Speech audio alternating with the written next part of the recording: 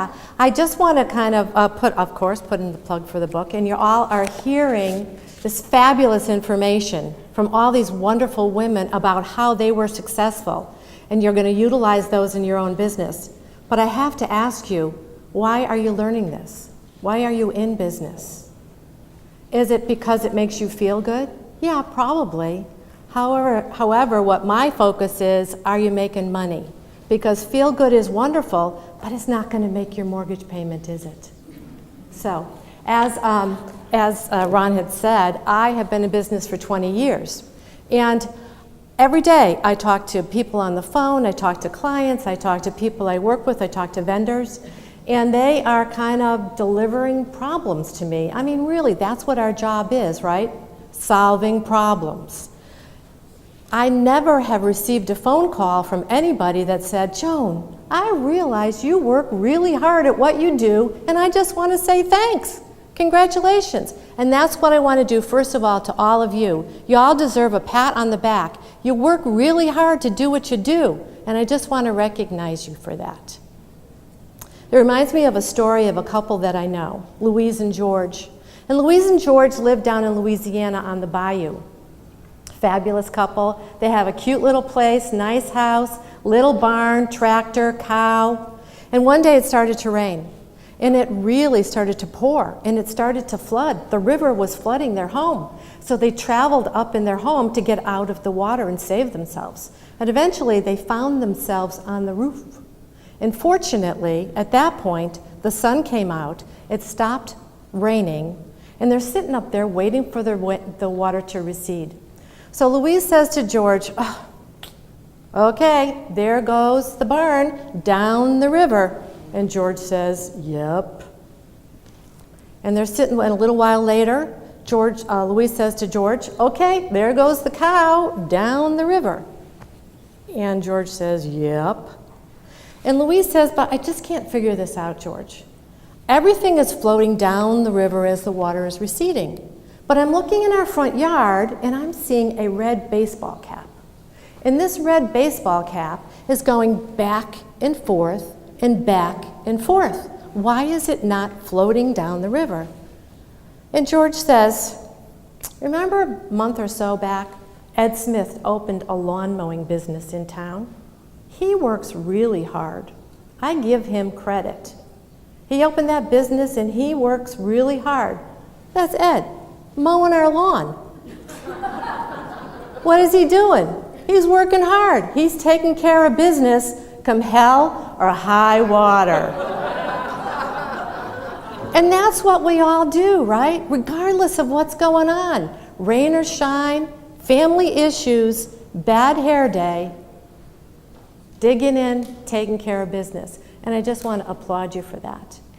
But I also want to know that you are earning a profit that is equal to the passion that you're putting into your business. Because really, at the end of the day, that's what we're really looking for. When I was a young woman, I had 3 little kids, and I had a passion. This was such a strong passion to me. And I loved needlework. I loved to knit, I loved to crochet, I loved to do stitching, I still do. Yeah. At any rate, and my dream was to have my own knit shop. So I worked really hard, and I opened a knit shop. And I advertised, and I did all the stuff that you need to do to open a business. I got yarn in and all of that. I knew everything there was to know about that, about yarn, about knitting, about stitching, all that stuff. I knew nothing about making money, nothing about how to make the business profitable. About 2 years later, my marriage failed, and I had to earn an income. And I was not earning anything from my business. So I still remember the day that I had to close the shop and walk away from my dream. I took a job as a secretary. Yes, I'm old enough to where they had secretaries back then. Worked my way up in the corporate world. Broke a couple of glass ceilings, fortunately. Listened, learned. Worked my way up to be vice president in a national firm. Very successful. And then that firm was sold, and I was out of a job. So then I said, okay, what am I going to do now? I started thinking about my knit shop. And I also started thinking about my corporate experience. And what I learned in the corporate arena was how companies make money, how they collect the information that they need to know, how they collect the income information, the expense information, and then they look at the bottom line. And then they measure that to see if they're making enough money to support themselves. And they monitor it regularly so that if they need to make any changes along the way, they know to make those changes. And I thought to myself, well, if I had known that when I had my knit shop, I probably wouldn't have had to walk away from my dream. Now let's face it, I wasn't creating world peace. I wasn't solving hunger. But my passion for my business was just as strong as the folks who are working on those issues. And the pain that I felt when I had to walk away from my dream still stays with me. So I started counseling other small businesses about how to take what I had learned in the corporations, apply it to their own businesses, okay, and make themselves profitable. And I started to discover a number of different things about small business owners. They were passionate about what they did, again, however, not real smart about running the numbers. Okay, I also know that most people are not real fond of numbers, and I have to acknowledge that. I like numbers. So I try to, but most people don't, so they kind of try to stay away from them. So there was a number of reasons why people really didn't look at the bottom line. First of all, it's because you're too busy, okay? You are busy driving your business, you're advertising, you're working with clients, you're getting product, you're dealing with going to networking and all of that. This is the last thing on your priority list, okay? The other thing, there's a lot of people who, I have money in my checkbook, so I must be making a profit, right? Or they didn't have a system. They didn't know how to do that information. They didn't know how to collect it, how to measure it, and look at it on a regular basis. But one of the bigger problems that I saw was fear. It was fear. There's so many business owners that have poured their heart, their passion, their hobby, their love into their business. They're working 50 and 60 hours a week, and they don't want to know that they're not making money. So I am confident by using a system to collect the information, okay, any business can be profitable. You just have to dig into it, look at it, and adjust necessary. Maybe it's income, that's fine. Maybe it's expenses, that's fine. But if you don't look at it, you'll never know. So I developed an easy system for people to use to collect the information, to measure it to see if they are indeed profitable and profitable enough, and then monitor it on a regular basis so that you can make changes. You don't want to go 10, 5, 6, 7 years in your business, then look at the numbers and go, gee, we're not making any money. You want to take a look at it on a regular basis. So I got a call from a performing arts center. And this was a performing ballet troupe. And they were using a wonderful theater for their performances, and they were struggling. Weren't making money, cash flow was tough. The theater was one of these fabulous MGM Grand theaters that had its heyday in the 30s with all the Art Deco. It's beautiful, but it's never been improved. So you can imagine the condition of the building.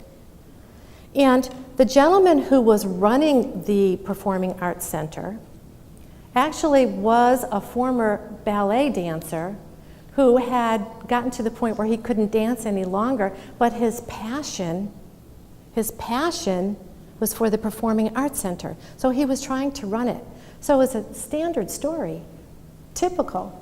Had a passion, wanted to run a business, but didn't know how to do the finances within the business. So we sat down, we started collecting the information. Where's your income coming from? All right, let's list it all out. What are your expenses? Okay. How much is your bottom line? You know, his board of directors was really pressuring him because he's like, I'm not making money. I'm like, okay, well, let's dig in. So we started to adjust some of the things that he was doing. He was spending money on things that he shouldn't have been spending money on. There was less expensive ways to do what he was doing. He could drive up the income. And so we put some procedures in place, and sure enough, they started to make a profit. And holy cow, this is fabulous. Board of directors became a little happier, okay? But the major problem was we had this little struggling ballet troupe in this building that was falling down around their ears. So it was a challenge.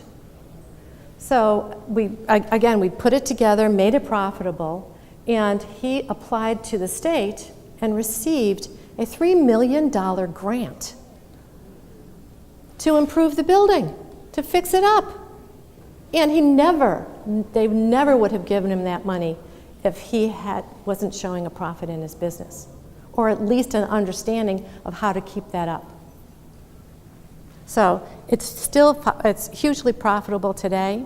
Great story simply by using the system to collect, measure, and regularly monitor your information.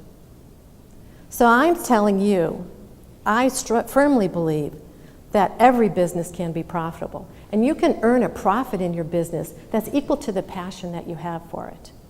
So, and I'm confident if an aging ballet dancer with bad knees can take a failing performing arts center and turn it around to a huge success, that anybody can do it too. So, use the system to collect the information.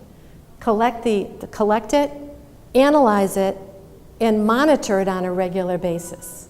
Earn a profit that's equal to your passion, and drive that passion to your bank account. Thank you.